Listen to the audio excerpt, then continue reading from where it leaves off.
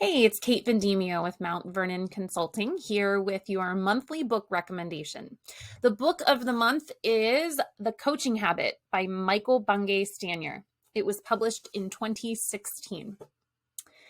Many moons ago, when I was at a crossroads in my career, I was debating taking a job that would completely change my career trajectory.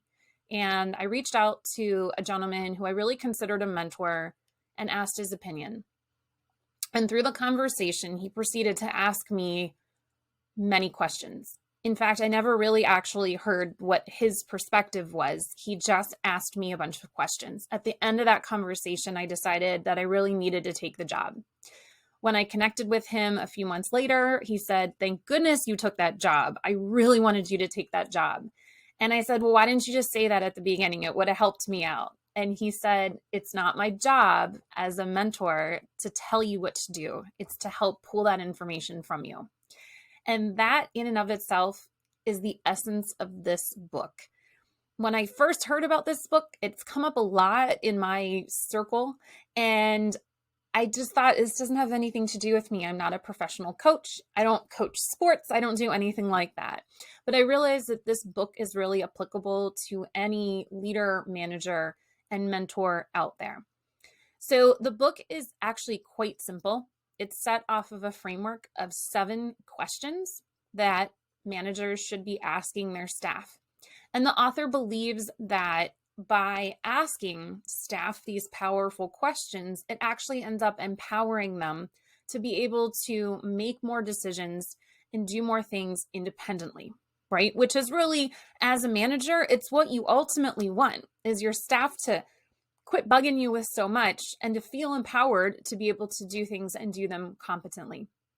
And so by following this framework of these 7 very simple questions, it can help get you closer to that end goal.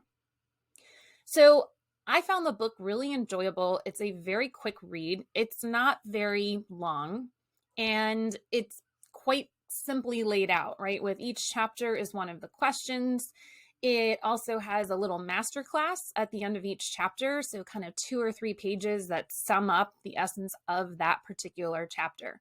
The end of the book is full of really amazing resources. And the author is a consultant. He runs a company. I forget what it's called. I think it's called Box of Crayons or something about crayons.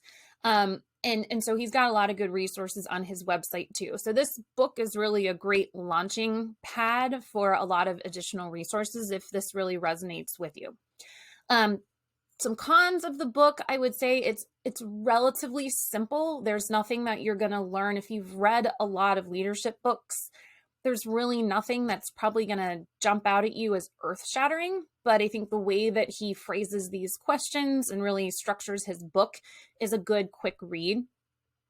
Also, some people, I read some reviews, some people think that he is a pretty big name dropper and definitely drops a lot of names of big time people and in the business world and their companies. But, that's also part of the game of being a business owner. So overall, I would say, again, The Coaching Habit, Michael Bungay Stanier. I actually thought, again, it was a good book.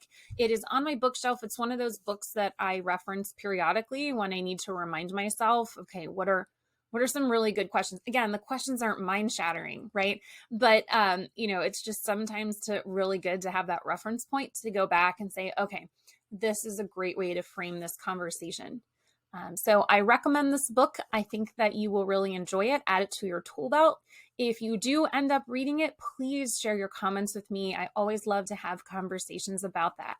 And stay tuned next month for our next book review.